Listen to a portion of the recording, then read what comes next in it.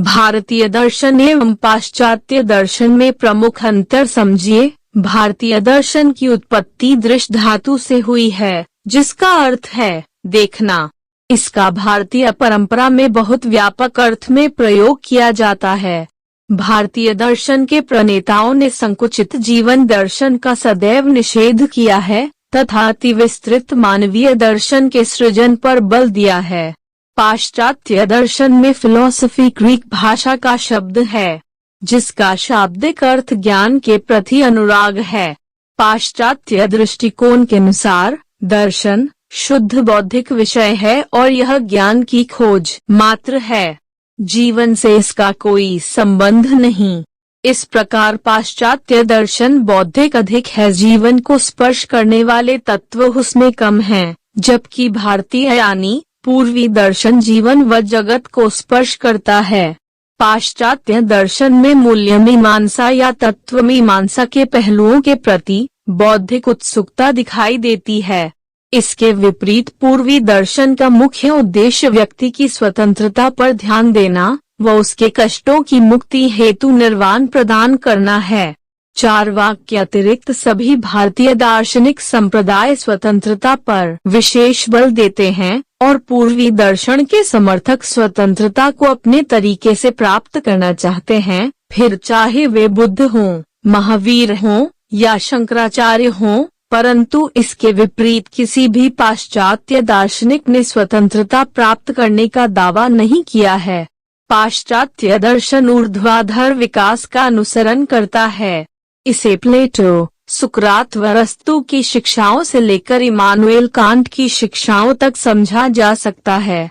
भारतीय दर्शन समानांतर क्षैतिजीय विकास का अनुसरण करता है। इस दर्शन के विभिन्न संप्रदायों का एक दूसरे से स्वतंत्र विकास हुआ है और वे स्वयं में पूर्ण हैं। बौद्ध दर्शन, जैन दर्शन, सांख्य दर्शन व योग दर्शन अपने अपने विचारों के आधार पर विकसित हुए हैं और एक दूसरे से अलग भी हैं।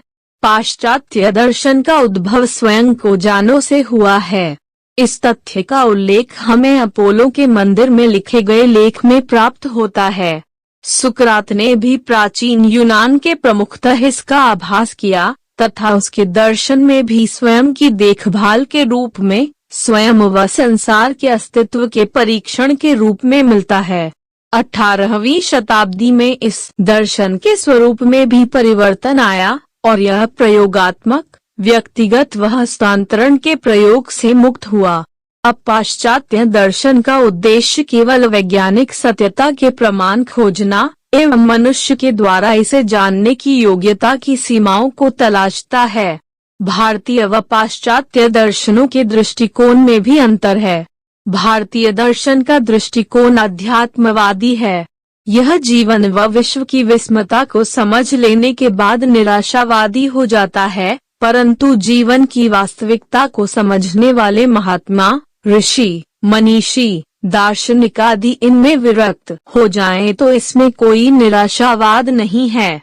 भारतीय दृष्टिकोण अधिकांशतः भौतिकवादी भी है, लेकिन भौतिकता जीवन को समृद्ध तथा संपन्न बना सकती है पर वास्तविक सुख, शांति तथा संतोष का दर्शन नहीं करा सकते।